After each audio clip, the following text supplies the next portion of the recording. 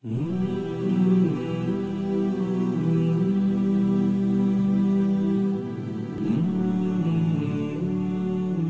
بالله من الشيطان الرجيم بسم الله الرحمن الرحيم الحمد لله رب العالمين والصلاة والسلام على سيدنا محمد مصطفى وعلى آله وأصحابه أجمعين ربي اشرح لي صدري ويسر لي أمري واحلل عقدة من لساني يفقهوا قولي اللهم لا علم لنا إلا ما علمتنا إنك أنت العليم الحكيم ثم أما بعد السلام عليكم ورحمة الله وبركاته құрметті бауырлар.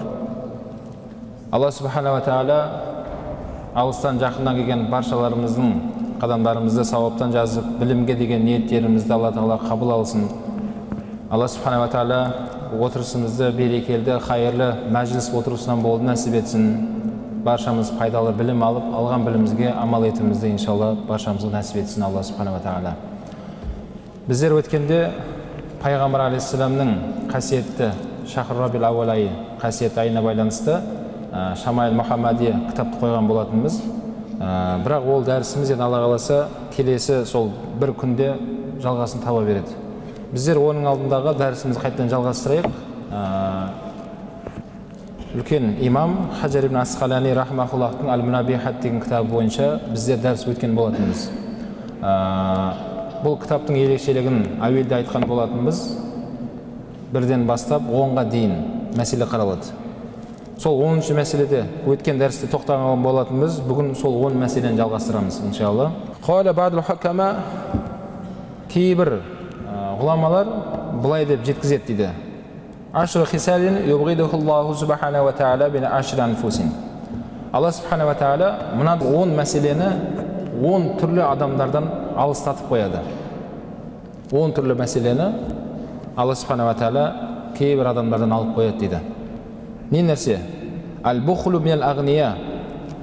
Біріншісі, Алла субхана ва тағала сон бай, әлеуметтік жағдайы жоғары, ауқатты азаматтардан Алла субхана ва тағала сараңдық дегенді алып қояды. Сараңдық.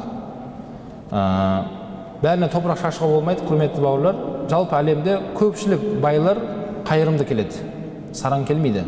Көп байлар көпшілік жағы қамқоршы келеді. Ағайын туысына көмектеседі, елге көмектеседі, халқына көмектеседі, көршісіне көмектеседі. Алла субхана ва тағала олардың көкірегінен осындай сараңдық деген алып қойған дейді.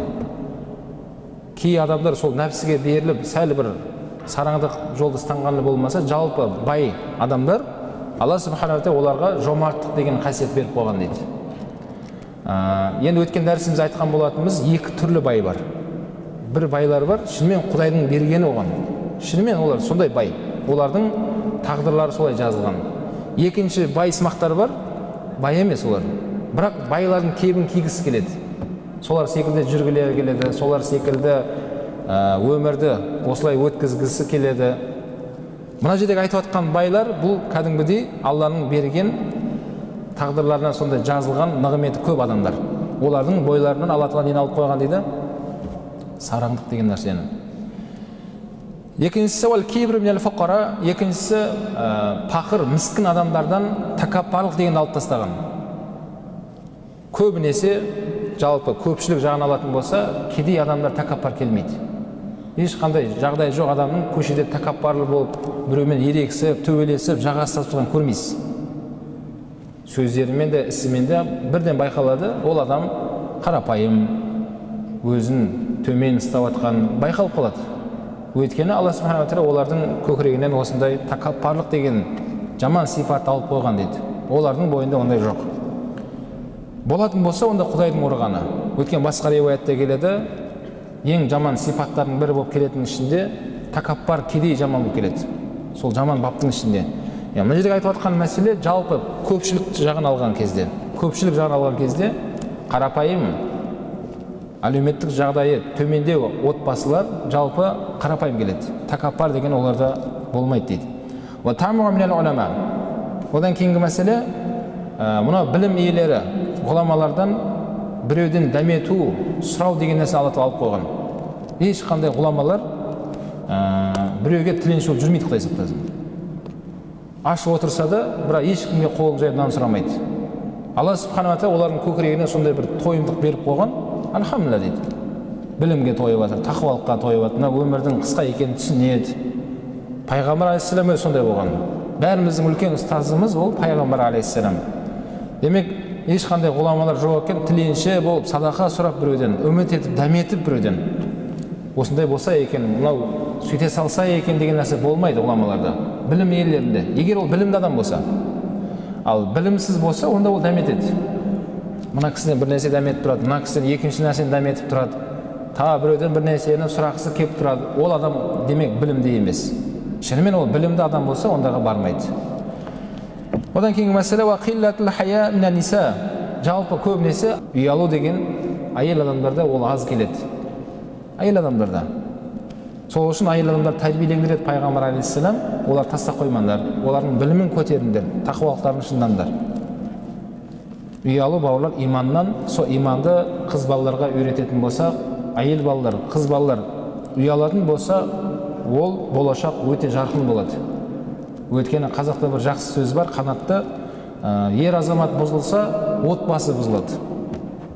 Әйел адам бұзылса, бір ұлт бұзылып кетеді деген. Бір ұлт жоқ болып кетеді. Әйел адам бұзылып кететін болса, Құдай сақтасын. Сол үшін әйел адамдардан жалпы ер адамға қарағанда ұят деген мәселе оларда төмендеу екен. Ғұламалар айтып жатыр. Енді төмен екен ғой деп тастап қоюға болмайды. Әйел адамдардың сол ұят мәселесін, тақуалық мәселесін пайғамбар алейхиссалам айтқандай шыңдау керек. Көтеру керек. Оларға да түсіндіру керек. Сол кезде иншалла әйелдерде де ұят болатын болады. Одан кейінгі мәселе уахуббуд дуния минаш шуюх. Мынау кексейген ақсақалдар дейміз бе, апалар дейміз бе, жасы барған кісілер, олардан дүниені жақсы көру деген нәрсе алынып қояды. Кексейген апаға дүние керек емес. Ақсақалға дүние керек емес. Дүние кімге керек? Орта буынға керек, жас адамдарға керек, кішкене жағдай жасап алуға, мына өмірде қиналмау үшін. Үлкен адамдар олар өмірін көрді, қиыншылықты көрді, жақсылығын көрді. Ол кісілердің мына өмірінен қабірі жақын келе жатыр. Соны сезініп, оларда дүниеге деген махаббат алынып қояды дейді. Орта буынмен салыстырғанда қарт адамдардың бойында дүниеге деген қызығушылық төмен болады дейді. Одан кейінгі мәселе ол кәсәр ибн шабаб. Одан кейін нешіншісі бұл? Алтыншыға келдік па? Алтыншысы мынау жас буында, жас адамдарда ауру деген нәрсе алынып қояды. Көбінесе жас орта буындағы осы жас буындар ауырмайды екен. Жас балалар ауырады, үлкен кісілер ауырады, бірақ ортаға буындағылар да ауырады, бірақ жалпы алған кезде олар көп ауырмайды дейді. Ауру дегенде Алла субхана ва тағала олардан алып қойған дейді. Сол бір сәтте, сол бір мезетте. Демек ауырмадым екен ғой деп жүре берместен бауырлар, көбірек еңбек етуіміз керек. Жатпай тұрмай еңбек ету керек. Біздің дініміз еңбек етуге бұйырады. Білім іздену керек. Білім арқылы тақуалығыңыз күшейеді. Білім арқылы харам мен халалды біле бастайсыз. Отбасыны қалай ары қарай алып кету керек, оны түсіне бастайсыз. Әйеліңнің хаққысын біле бастайсың. Балалардың тәрбиесіне көңіл бөле бастайсыз. Сол себепті Алла субхана ва тағала жас буыннан ауру деген осындай қиыншылықты Алла тағала алып қояды дейді. Жалпы алғанда ауыратын шығар, бірен саран, бірақ анау айтқандай төсек тартып, жастардың ауырып жатуы ондай болмайды дейді Құдай. Алла тағала біреуге жатқызып қоймаса, жалпы алғанда жастар ауырмайды дейді. Сол бір сәтте демек көбірек әрекет жасауға бұл да Алла субхана ва тағала берген үлкен бір жеңілдігі. Уәл жауру мина султан, және мынау басшылардан, патшалардан зұлымдық деген нәрсені алып қойылады. Патшалардан жалпы халқына, басқа көршілерге зұлымдық қылу деген оларда әлсіз болады, болмайды дейді. Көбінесе жалпы алғанда патшалар сол елін көркейтсе екен, халықтың әлеумет жағдайын көтерсе екен, біздің еліміз озат болса екен деп әрбір патша осыны ойлайды екен. Құрметті бауырлар, оны жақсы түсінуіміз керек. Өйткені сол патшалардың өзін Алла субхана ва тағала сайлайды. Құранда аят бар. Талдағы жапырақтың өзі Алланың қалауынсыз жерге түспейді. Сол бір мемлекеттің басшысы болсын, немесе бір кішігірім бір кәсіптің басшысы болсын, мына бастық өзі сайланбаған бұл. Бұны біз қарсымыз десеңіз, Алла Тағала осын қалады ғой десең, жоқ оған сенбеймін десең, сен діннен шығып кетесің. Өйткені басшылардың өзін сол лауазымға тағайындайтын кім? Алла Субхана ва Тағала. Біреудің дәрежесін көтеріп, біреуді төмендететін кім? Алла Субхана ва Тағала. Абу Ханифа рахмахуллах жас жігіт кезінде ғалым атағын алды. Сол кезде Абу Ханифа рахмахуллахты шақырып, сол кезеңдегі басшы сұрақ қояды. Сені ғалым деп естіп жатырмыз, білімді азамат деп естіп жатырмыз деп сұрақтар қояды. Абу Ханифа рахмахуллах жауап бере бастайды. Сол кезде жаңағы басшының айтқан сұрағы, дәл қазір Алла Тағала не істеп тұр дейді. Қазір дәл осы сәтте Алла не істеп жатыр деген сұрақ қояды. Сол кезде Абу Ханифа рахмахуллах бүйтіп ана кісінің сұрағының өте төмен екенін қарап, отырған тақтан түсіңізші дейді. Басшы отыр ғой тақта, түсіңізші дейді. Тақтан түседі. Абу Ханифа рахмахуллах келеді, таққа өзі отырады. Дәл осы кезде Алла Тағала осыны істеді деді. Сіздің түсіріп тастады да мені көтеріп қойды деді. Демек, бауырлар, Алла Субхана ва Тағала әрбір сәтімізді, әрбір іс-әрекетімізді баршасын Алла жасап жатыр. Өйткені пайғамбарымыздың хадисі бар, сендерді де, сендердің жасап жатқандарыңды Алла жаратты дейді. Бүткіл Алла Субхана ва Тағаланың қалауымен болып тұрған мәселе.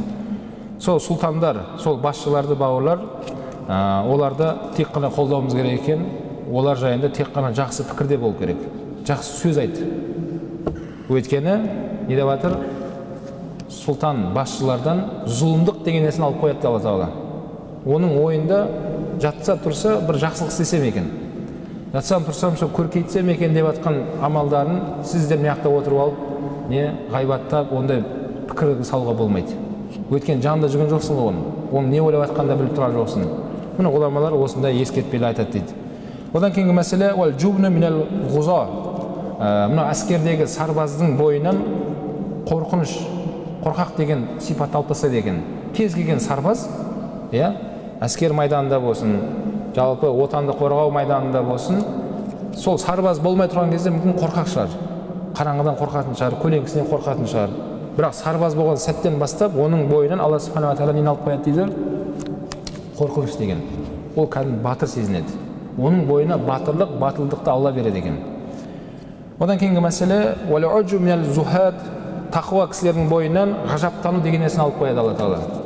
Тақуа кісілер ешқашан өзінен ғажаптанбайды. Мүмкін ел оны мақтап жатқан шығар.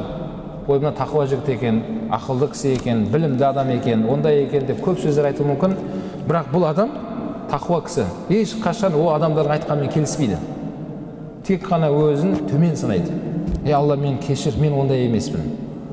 Алла, мен кешір, халқым мені дұрыс түсінбей жатыр. Мен ондай адам емеспін, мен ондай лайық емеспін. Мен сенің күнәһар бір пендеңмін деп өзіне тек қана сын көзбен қарап, өзінің нәпсісін төмен санайтын адам тақуа деп айтады екен. Мен сондаймын ғой, дейтін болса, Құдай сақтасын, ол адам тақуа емес. Ешқандай білімді адам ғалым деп айтпайды. Ешқандай Құран жаттаған қари, мен қаримын деп таныстырмайды өзін ешқашан. Онда естіген емеспін. Халық өзі таныстыра бастайды. Құран жаттаған қари, ғалым деп айтып жатады, бірақ сол адамнан сіз ғалымсыз деп сұраңыз да, жоқ, ғалым емеспін дейді. Құран жаттаған қарисың ба десең, үндемей жауап бере алмай тұрады. Халықтың мақтауы адамдардың айтып жатқаны Алланың берген дәрежесі. Алла Тағала кімнің дәрежесін көтеріп қойса, ол айтыла береді. Енді тақуа жігіттер, бауырлар, демек өзіне ғажаптанбайды, өзінің істеген жетістігіне ғажаптанбайды. Өйткені сіздің жетіп жатқан жетістігіңіз, атқарып жатқан іс-әрекеттің баршасы кімнің арқасында? Алланың қолдауында. Алла Субхана ва Тағала сізге сондай мүмкіншілікті жаратып берген сол істің сәтті аяқталуынан сәттілік жаратып берген Алла Тағала. Пайғамбар алейхиссаламнан бір сахаба сұрайды: "Я Расулалла, мен қандай бір жақсылық істесем, қандай құлшылық жасасам, бәрін Алла істеп тұр, мен сонда не істедім?" дейді. Тіпті намаз оқысам да, намазды маған рукук жасауыма, сәжде жасауыма, іс-қимыл жасауыма, денеме күш қуат беріп қойған Алла ғой дейді. Сол кезде пайғамбар алейхиссалам айтады: "Сен соны түсінгенің Аллаға шүкірлігің сол" деді. Бауырлар, біздің сөйлеуіміз, көзіміздің көріп тұруы, құлағымыздың естіп тұруы, аяғымыздың жүріп тұруы бәрі Алла Субхана ва Тағала бізге осы нығметтерді берді. Сіз ешқашан ғажаптанбаңыз өзіңізге. Өз-өзіңе ғажаптансаң, Құдайдың ұрғаны онда. Шайтан іблистің сіз несен түсіп қалдыңыз. Шайтан лағнет сізді ғажаптандырып, сөйтіп тәкаппарлыққа алып келеді. Сіз сөйтіп өзіңізді жоғалтып, өзіңізді жоғары санай бастайсыз. Басқа адамдар төмен санай бастайсыз. Кімнің жүрегінде шаң тозағында тәкаппар болса, Пайғамбар алейхиссалам айтты, ол адам жәннатқа кірмейді деген. Жәннатқа тек қана қарапайым адамдар ғана кіреді. Жүрегі тап-таза, ешкімге жаманшылық ойламайтын, өзіне ойлағанды басқаларға да жақсылықты ойлап тұратын момындар ғана жәннатқа кіреді деді. Одан кейінгі мәселе уария минал уббад. Мынау Алланың сүйген құлдары, құлшылығында болсын, өзінің атқарып жатқан ісінде болсын, риякешіліктен аулақ болады. Алла Тағала олардың жүрегінен риякешілікті алып тастайды. Риякешілік деген не? Риякешілік деген көрсету. Адамдар көрсе екен, менің қандай істеп жатқанымды білсе екен, соны сезінсе екен. Бауырлар, мына кейінгі кезде телефонға өте сақ болыңыздар, Кейде байқаймыз, мынау өзінің кейбір жақсы істеп жатқан амалдарын суретке түсіріп Фейсбукқа салып жатады, Инстаграмға жариялап жатады. Қанша соған лайк жинап жатады біреулер.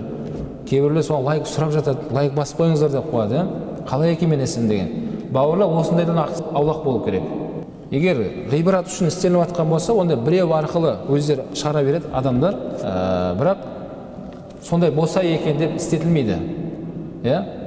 Мысалы, камера мен түсіріп тұр сабағымды, мен дәл осы нәрсені істесе екен деп айтқан емеспін. Мен сабағымды түсіріңіздер, сөйтіп соны жариялаңыздар, Фейсбукта көрсе екен, білсе екен, адамдар мен таныса екен. Жоқ, ондай болған емес, Алла сақтасын. Болмайды да ондай. Бірақ мынау жұмыс бабында сол дәрістеріміз ресми кітап оқып жатқаннан кейін, сомен басқалармен бөліссек екен, адамдарды басқа адамдарда көрсе екен деп, осы ұжым Нұр Астана мешітіндегі сайт осыны өздері түсіріп жатыр. Мен камерада шаруам жоқ. Түсіріп жатыр ма, түсірмей жатыр ма, түсірмесе де іздемеймін де, оны сұрастырмаймын да, не істеп жатсыңдар деп. Өздері түсіріп жатыр, өздері қойып жатыр. Неге бұл нәрсені? Өйткені риягершілік деген нәрсені сақтанғым келеді. Меған салса, риягершілік деген біреу үшін көрсету, біреуге мақтану. Алла сақтасын, бұл ақыретте ондай амалдар сағым секілді болып қалады деген. Сағым деген шөлдеп келе жатсаңыз, алыстан бір су секілді көрінеді. Су екен ғой деп жақындайсыз, ол сізден алыстай береді. Алла Тағала соны айтқан Құранда. Олардың істеген амалдары дейді, сағым секілді дейді. Ертең ақыретте амал істеген секілді көрінеді, барса ол жоқ ол жерде. Олар біреу көрсе екен, айтса екен үшін, атақ үшін істеген амалдар осылай жойылып кетеді дейді. Алла сақтасын. Деп осындай 10 мәселені ғұламалар Алла Субхана ва Тағала 10 түрлі адамның бойынан алып қояды деп ескертіп шықты. Енді дәріс болғаннан кейін қайталайық өткендегі. Демек бірінші не айтты? Кімнің бойынан нені алып тастайды Алла Тағала? Байлардың бойынан сараңдық кетеді деді иншалла. Екінші, кедей адамдардың бойынан тәкаппарлық кетті.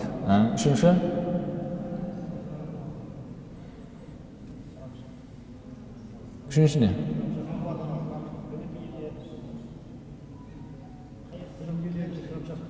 Білім иелерінен біреуден дәмету, сұрау деген нәрсені алып қояды. Төртінші, қыз баладан ұялып етеді. Бесінші, кімнен? Қария кісілерден дүниеге деген қызығушылық, дүниеге деген сондай ізденісті алып қояды дейді Алла Тағала. Алтыншы, жас буынның бойынан Алла Тағала ауру деген сырқат алып қояды екен. Көбірек амал істеп қалу үшін. Жетінші, патшалардан зұлымдық деген алып тастайды Алла Тағала. Сол үшін бауырлар, патшалар жайында тек жақсы сөз сөйлеуіміз керек екен. Міне білдік қой. Ешқашан патшалар зұлымдық ойламайды. Бір мемлекет иктасыз мына жаққа зұлымдық қылса екен, көрші ондай ешқашан ойламайды. Міне ғұламалар айтып жатыр. Патшалардың бойынан зұлымдық деген нәрсені Алла Тағала алып қойған дейді. Сегізінші, сарбаздың бойынан қорқыныш дегенді алып қояды дейді. Тоғызыншы, тақуа, Алланың сүйген құлдарының бойынан ғажаптану деген нәрсені алып қояды дейді. Соңғысы, Алланың сүйген құлдарының бойынан риягершілікті алып қояды екен. Біреуге көрсету ондай қызық емес. Көріп жатыр ма, көрмей жатыр ма, ол тек қана Раббыны біледі. Аллаға қайтсам ұнаймын мен, Аллаға қай амалыммен жағамын мен деп тек қана соны ойлап жүреді. Ал қоршаған ортада барынша сақтанады. Білесіздер, мынау жалпы 40 парыздар жария орындалады, бірақ оған қосымша нәпіл құлшылықтар барынша жасырын орындалған абзал. Барынша көрінбестен түнгі намаздар, қосымша нәпіл оразалар, қосымша зекеттен бөлек садақалар, ауру сырқаттарды зиярат ету, жетімдерге қамқорлық болу, бәрі барынша жасырын орындалған абзал. Біреу көрмей қойған абзал. Бірақ біреулер оны көріп қойып, ғибрат ретінде айтып жатқан болса, ол басқа әңгіме. Осы амалдар істемей тұрып, сол үшін ниет турлану керек екен. Әрбір амал ниетке жараса болады. Бұны өткен дәрісімізде өткен болатынбыз. Абу Фадл рахмахуллах айтады, Алла субханала тағаланың кітабы 10 түрлі аталады. Біз Құран кәрім деп жүрміз ғой, Құран кітап. Сол Құран кітаптың 10 түрлі атауы бар екен. 10 түрлі аталады дейді. Біріншісі Құран. Құран деп аталады. Екіншісі Фурқан. Фурқан деп сөз естіп қалсаңыз, кітапта келсе, біліңіз ол қандай кітап ол? Фурқан да Құран. Үшіншісі ол китабан. Кітап. Кітап та сол Құран. Төртіншісі о танзилан, түсірілген деп келеді. Танзилан мен Раббил аламин. Раббың тарапынан түсірілген дейді. Түсірілген не ол? Кітап, Құран. О худан, тура жолға бастаушы. Құран. О нуран, нұр. Аятта келеді. Нұр. Нұрға жетелеуші. Құран. О рахматан, рахмат деген есім бар. О шифаан, дерт іздеген адамдарға шифа бар Құранда. Шынымен денеңіз ауырса да, жаныңыз ауырса да Құранда шифа бар. Шифа деп жатқан сол Құран адамға шифа болады. Ва рухан, рухан деген есім. Ва зикрон, зикрон деген еске салушы деген. Амал Құран вал фурқан вал китаб ва танзил фа машкурун. Енді Құран, фурқан, кітап түсірілген деген бұл өте мәшһүр адамдардың арасында бірден білінеді. Ал худа мен нур, рахма ва шифа болатын болса, бұл жайында Алла Тағала Құран кәрімде: "Я юханнас, қад жааткум мауизатун мин раббикум ва шифаун лима фис судур ва худан ва рахматун лил муъминин ва қад жаакум мин Аллахи нурун ва китабун мубин." деген аятта келеді. Жаңа шифа, рахма, нур деген Құранның. Рух болса, фақала ва кадалика аухайна илайка рухам мин амрина. Рух дегенде Алла Тағала айтып жатыр, саған осы рухты уахи еттік және амарна. Саған соны әмір еттік, сен соны жеткізесің басқаларға. Осы рух деп нені айтты Алла Тағала? Құранды айтты. Ама зикр болса, фақала ва анзална илайка зикру литубайна линнас. Зикр деген саған сол түсірдік, зикрді адамдарға оны түсіндіріп жеткізуің үшін деп осындай дәлелдерін келдірді. Демек Құранның осындай атаулықтары бар екен, 10 түрлі. Біріншісі Құран, Фурқан, китабын, танзил, нур, худан, шифа, рахма, рух, зикр. Міне осы 10 түрлі сөздерді естіп қалсаңыздар, аяттар оқылған кезде біліңіздер, Құран туралы айтып жатыр. Құран туралы. Құранның осындай есімдері бар дейді. Лұқман Хакимді білесіздер. Бұл Лұқман Хаким баласына өсиет еткен жайында мәшһүр. Құранда оның аяттары өткен болатынбыз. Осы Лұқман Хаким баласына осындай 10 түрлі өсиет айтқан екен баласына. Я bunay innal hikmata an ta'mala ashrata ashya. Ей балақай, мынау даналық деген мәселе дейді. Даналық деген мәселе адамды 10 түрлі жақсылыққа жетелейді. 10 түрлі мәселеге жетелейді. Даналық деген осы мәселеде өте сен сақ болды, баласына өсиет айтты. Кім? Лұқман Хаким. Ахадуха тухил қалбал майта ва тажис мискин. Хикмет деген, даналық деген нәрсе өліп қалған жүректі тірілтеді деді. Өліп қалған жүректі тірілтеді. Даналық деген. Одан кейін ва тажлисул мискин. Даналық деген міскіндермен бірге сені тамақтандырады. Бір столда отыра аласың. Сенде хикма бар, даналық бар. Оны төмендетпейсің. Өйткені ол адамға жаның ашып тұр, біліп тұрсың кім екенін. Ал хикма болмаса, ол жерге отыра алмайсың сен. Бірақ Лұқман Хаким баласына айтып жатыр, сен бойында хикма болса, онда сенің бойында сені сол хикма отырғызады дейді сол жерге. Ва таттақи мажалисил мулук. Және сол даналық деген патшалардың орнына отырғызбайды сен, қорқытады дейді. Таққа отырма, не істейсің ол жерде? Деп сені алыстатады, Өз отыратын адамдар бар ол жерге. Яғни таққа сені қызықтырмайды. Сол жерге сен бармайсың ба, жетпейсің ба, басшы болмайсың ба деген нәрсемен аулақ жасайды сені. Даналық деген нәрсе. Ва тушаррифул вадиа. Хикма деген нәрсе, жаңа даналық деген қарапайым адамды құрметті қылдырады сенің алдында.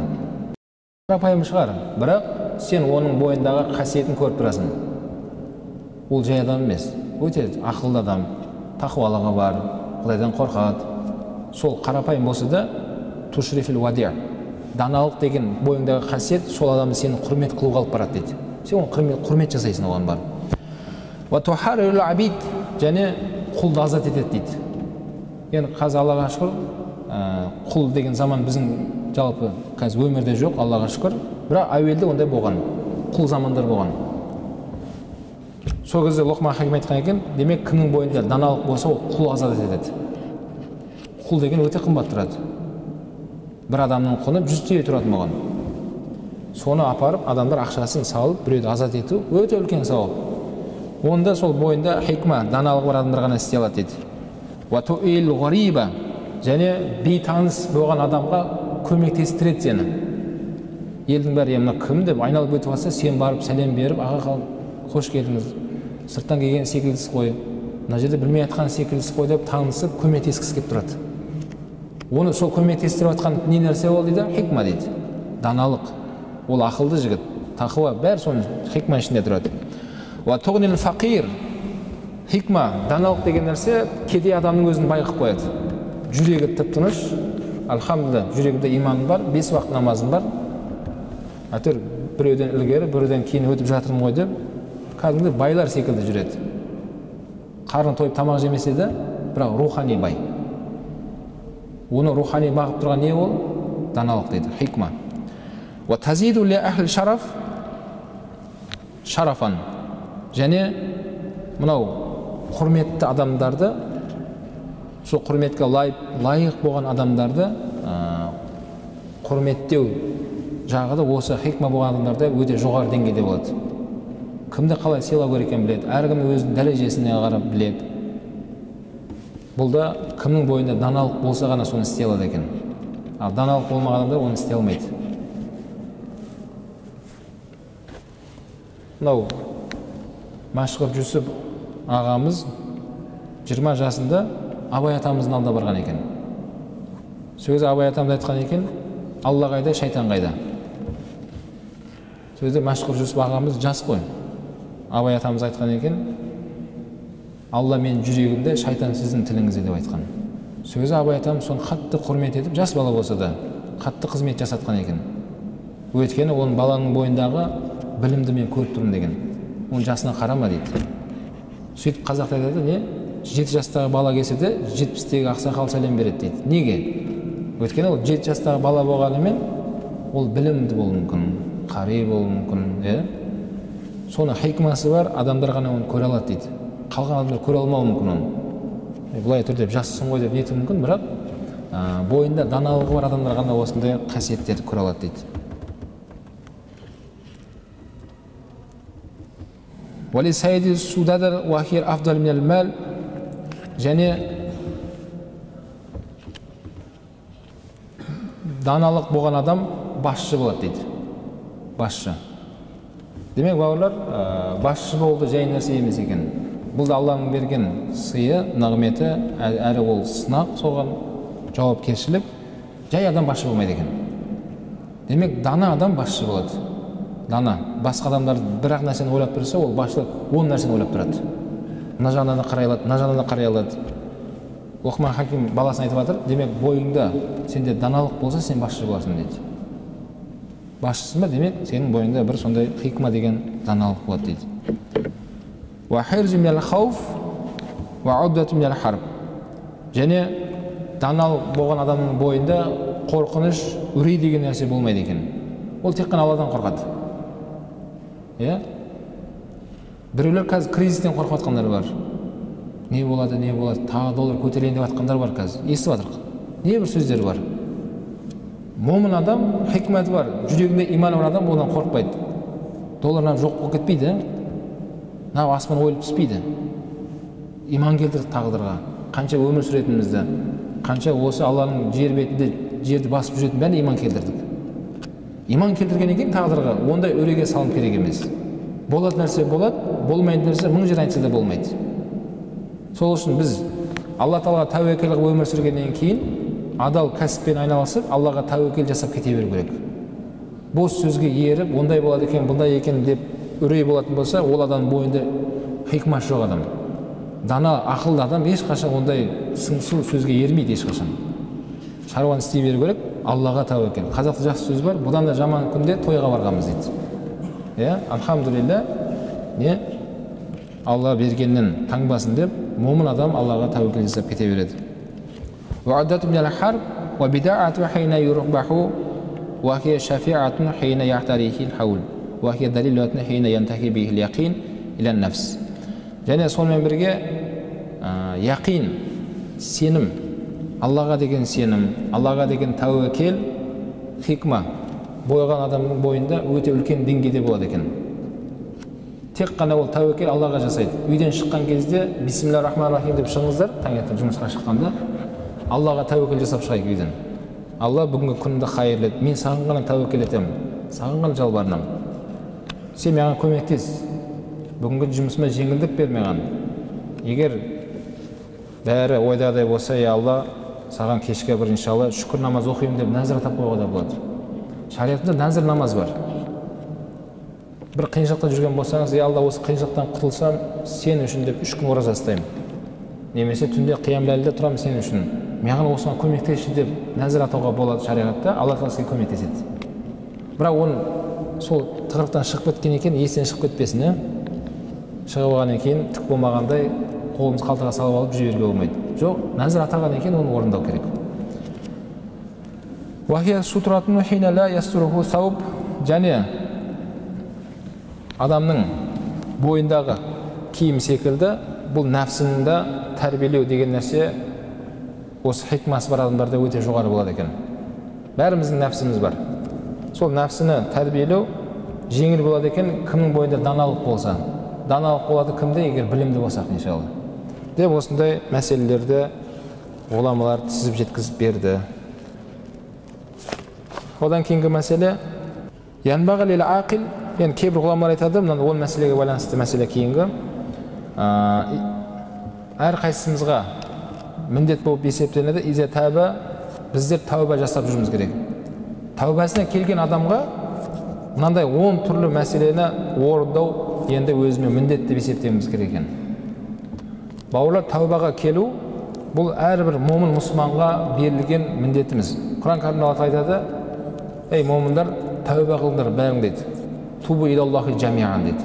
Бірін қалмастан тәубаларға келіп жүріңдер дейді. Тәубаға келімізге әрбір сәтте тәубаны естен шығармау керек. Соны ұстаздарымыз байда сұрайтын: "Естерің алдыр, ең соңғы мәрте қашан тәубаға келген есіңде ме?" деп. Сөз ойланып отырасың. Шынымен қашан тәуба айтқам мен? Иә? Біздер ойлаймыз, тек қана бір қылмыс жасайсың, кейін ғана тәуба істеймін мен. Жоқ, ондай емес. Тәубаны әрбір сәтте істеп жүру керек екен. Алладан кешірім сұрап, пайғамбар алейхиссалам күніне 100 мәрте истиғфар айтамын деген. Сол тәуба қылуға жасалынғаннан кейін мынандай 10 мәселені ұмытпау керек дейді. Біріншісі истиғфар бил лисан, тілмен истиғфар көп айтып жүру керек екен тәубаға келгеннен кейін. Ва надам бил қалб, жүрекпен өкіну, сол қателесіп қалған мәселені сондай болғанына жүрекпен өкіну. Қуанбаңыз оған. Осындай істеп қалған жақсы болған екен ғой сөз деп қуанбаңыз. Өкіну керек жүрекпен. Ва иқлага бил бадан, сол сәттен бастап денеңізбен де іс-әрекетпен мен екінші істемеймін деп шешім қабылдау. Вала азму аля ан ла яуда абадан, ешқашан сол іске екінші мәрте қайтпаймын деп Аллаға уәде беру. Алла, мен тірі жүреді екенмін, иншалла деп айтайын, саған уәде беремін. Екінші мәрте осы істі қайталамаймын мен деп Бауырлар, біздің шариатымызда күнә істеп қойса, ол айып емес, пендеміз ғой. Шариатымызда күнә есептелінеді әдейі қайталай берген адамға. Қателесіп қалған жерде пайғамбар айтқанда кешірім бар. Бірақ біліп тұрып қайталай беру бір нәрсені, оның жауапкершілігі өте ауыр болады. Сол үшін Аллаға уәде беріп, екінші мәрте сол қылмысты жасамаймын деп шешім қабылдау керек. Ва хуббул ахира, одан кейін тәуба қылып жүрген адам ақыретті жақсы көре бастау керек екен. Көбірек ақыретті жақсы көріңіз. Көбірек ақырет жайында білім ізденіңіз. Келесі өмірім қалай болады? Жарайды, мына өмірді реттеп алдым. Үйім бар, жайым бар, әйел бала шағам бар. Келесі өмірім қалай болады? Келесі өмірде дәл осындай жағдай бола ма менде? Немесе керісінше мен басқаша әлемде боламын ба? Бүгін жұмада уақытқа байланысты біздер біте алмай қалдық. Сол аяттың жалғасында жәннат иелері мен тозақ иелері сөйлеседі ғой бір-бірімен. Жәннат иелері тозақ иелерін айтты ғой. Алла Тағала бізге уәде еткен күнге жеттік, Құдайға шүкір. Алла бізге уәде етті, сабыр етіңдер.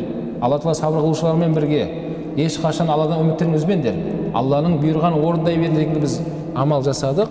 Бізге уәде еткен күнге жеттік, Құдайға шүкір деді. Біз жәннатқа кірдік Алла рахматымен деді. Сендерге де уәде етілгенге сендер де жеттіңдер ме дегенде олар не деп айтты? Иә, жеттік деді. Өкінішпен айтты. Олар сол күнге сенбеген еді. Сол аяттың соңғы жақтарында мынау тозақ иелері жәннаттықтардан бір құлтым су сұрайды дейді. Сендер де бізге сұрақ қойдыңдар ғой, енді біз де бір нәрсе сұрайық сендерден.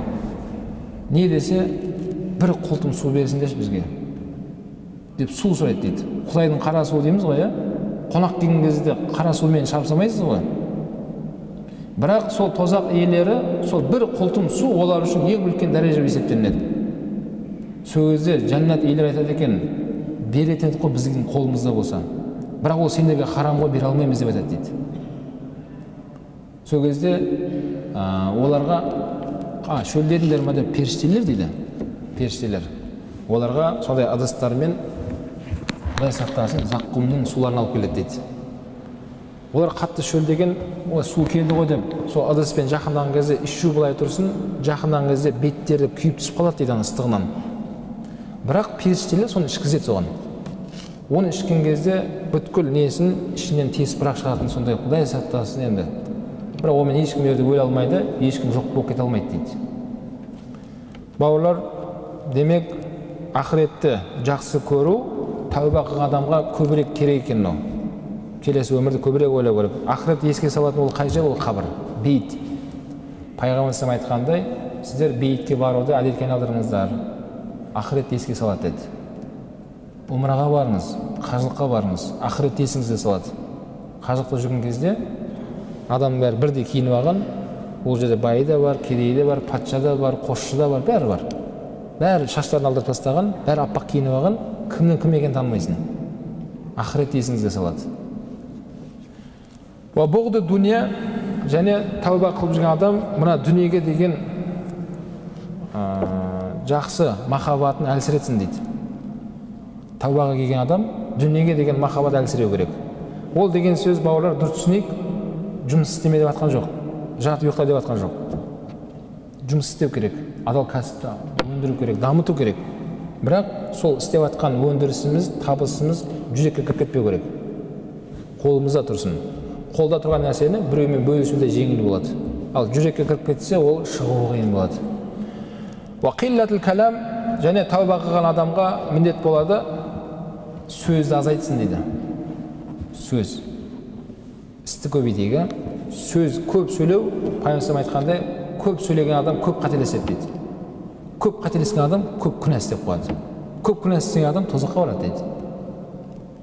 Сол үшін сөйлеу керек, ақиқат жерде айтыңыз, ақиқатты айтыңыз, Құран оқыңыз, хадис айтыңыз, жақсы сөз айтыңыз. Бірақ дүниеге байланысты бос сөздерді азайту керек. Өйткені сіз тәуба қылып жатсыз. Тәуба қылып жүрген адамға барынша сөйлемей, орынды, тілді жақсы жаққа пайдалану керек екен. Одан кейінгі уақиллатул акл ва шуруб. Тамақ ішіп жеуді, сусын ішуді азайту керек екен. Тәуба қылып жүрген адамға тағам арқылы да, бауырлар, бойымызда не? Нәпсіміз әлсіреу керек. Оразаның көптеген сырлары бар. Сол бір сыры бойымыздағы нәпсімізді әлсіретіп тастайды. Ораза ұстап алып, ешкім көшеге шығып біреумен ерегіспей сөйлеспейді, біреумен салғыласпайды. Ораза ұстаған адам әйелмен ұрыса алмайды, өзімен өзі болып жүреді. Денесі әлсіреп қалған, не болады? Уақытқа қайта-қайта қарап, кеш болса аузымды ашамын. Хадис бар, сіздер ораза арқылы шайтанның жүретін жолдарын кішкене сезіңіздер дейді пайғамбар. Ораза ұстамақ адамның бойында тамақ, су арқылы шайтан кезіп жүреді екен, қатты айналып. Ал ораза ұстаған кезде тамырлардың бәрі жиналады ғой, әлсірейді, шайтан әбілестеп жүре алмай қалады екен. Солдай мағынада пайғамбар айтады, ораза арқылы шайтанның жолын кішірейтіндер дейді. Хатта ятафаррағу лил илм вал ибада. Тіпті сол тамақ сусынды азайту арқылы білімге құлшылық жасауға мүмкіндік жаратасыз дейді. Демек, тамақ ішпесең, су ішпесең, ораза аузың, не істейсің енді? Білім аласыз, құлшылық айтасыз, құлшылық жасайсыз, көп Құран оқисыз, сол арқылы мына білім иелері айтады, Алла субхана ва тағала Аллаға құлшылық қылатын уақытқа берекет беріп қойған дейді. Бір сағат Құран оқып отыра алмайсыз. Ар барса жарты сағат отырасыз. Жарты сағаттан кейін бір 2 сағат отырғандай сезінесің. Жан-жағыңа қарап, сағатқа қарап, қанша уақыт отырдым деген сияқты.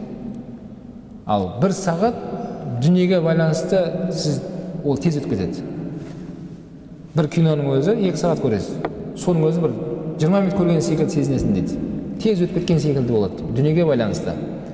Ал Алланы ақыретті сауап мәселесінде Алла берекет беріп қойған дейді. 10 минут кітап оқи отыра алмайсыз. Білім ізденіп, фиқ мәселесін қарап, қандай екен деп қарап отырсаңыз, 10 минут, 15 минут ұзақ уақыт секілді болады. Сол 10 минут Алла берекет беріп қойған, көп нәрсе қарап тастайсың. Тәпсір қарайсың, хадистің шарттарын қарайсың, ана ғұламалар не айтқан бәрін іздеп қарап шығып, уақыт қарасаң, енді мен 10 минут уақыт болады. Ал дүниеге байланысты 10 минут сізге жетпейді ол. Ана жерге шығып, машинаны қыздырғанша 10 минут өтіп кетеді. Сол үшін ғұлама айтады, Алла Тағаланың бұл да бізге бір үлкен нығметі, Аллаға деген құлшылықта, Алланы еске алу мәселелерінде Алла берекет беріп қойған дейді уақытта. Бұл да біздің пайдамызға шешілген. Көбірек амал істеп қалуға. Уақиллат нау, ұйқыны азайту керек. Таубаға келіп жүрген адам ұйқысын азайтсын. Бауырлар, алдымызда үлкен ұйқылар күтіп тұр. Қабірде ұйықтаймыз, иншалла, ақыретте ұйықтаймыз. Ұйқының бәрі алдымызда. Бұл өмірде ұйқыны азайту керек екен. Білім иелері айтады, кім көп ұйықтайтын болса, ақыретте ең кедей сол болады дейді. Ақыретте пақыр міскін, кім деп айтсаңыз, ұйқыбастар дейді. Кім көп ұйықтайтын болса, не болады? Ақыретте міскін, кедей болады дейді. Сахабалардың көздерінің алдында көп жылағандықтан іздері болады екен мынандай. Омар ибн Хаттабта да болған, пайғамбар алейхиссаламда да болған, Абу Бәкірде болған, сахабалардың бәрін риуаяттарда келеді, көздерінің алдында із болған. Көп жылағандықтан. Бірақ қазір біздің күнімізде дейді, мынандай емес, бізде мынандай іздер дейді. Ұйықтағанның нелері де, ұйқының сызықтары. Көз жұмағанда сызылып тұрады ғой. Сахабалардың уақытында керісінше сызықтар былай тұратын еді дейді. Көп жылағандықтан, көп Алланы еске алып сағынғандықтан. Бауырлар, демек, тәубамызға келіп жүрейік, соның бір сыры ұйқыны азайту керек екен. Қал Аллах Тағала, «Кәну қалила минал лейл ма яхжауна ва бил асхари хум ястағфирун». Бұл жайында Алла Субхану Құран кәрімде аятты алып келді. Алла Тағала айтады, сол құлдары, Алла Тағаланың сүйікті құлдары, «Кәну қалила минал лейл ма яхжаун». Олар түнде аз ғана ұйықтайтын етті, түнде. Сөйтіп қиямлайлы қылып тұратын еді дейді. Түнде Аллаға құлшылық жасайтын құлдар Алланың дейді. Уабил асхари хум ястағфирун. Сөйтіп сухур, таң намазының алдын тұрып, олар Аллаға истиғфар айтады дейді Құран кәрімде. Барлық осы сипатта болуға тырысайық. Кейде мынандай мәселе сұрақтар қойып жатады. Таң намазда тұра алмай қалам, не істеймін, тұра алмай қалам. Алла Тағала не деп жатыр? Таң намаздың алдын тұратын құлдарын айтып жатыр. Сондай құлдар бар екен арамызда, субханалла. Будильник былай тұрсын, таң намаздан алдын тұрып алып истиғфар айтады дейді Алла Тағалаға. Ей Алла, мені кешір, менің әке-шешемді кешір, отбасыма берекет бер деп Алла Тағалаға таң намазды истиғфар айтып күтіп алатындар дейді. Түнде қиям ләйлде тұрған олар, тахаджуд оқыған, жатып ұйықтаған. Одан кейін және тұрды, қашан тұрды дейді? Сухурдың уақытында тұрды дейді. Сухур деген таң намазының алдындағы уақыт. Әлі таң намазы кірген жоқ. Сол сухурдың уақытында тұрып Аллаға истиғфар айтатын құлдары дейді Алланың дейді. Деп осындай 10 мәселені біздерге келтірді. Бүгін бітем ба деген едік, біте алмай қалдық. Қалған келесі жалғастырамыз иншалла.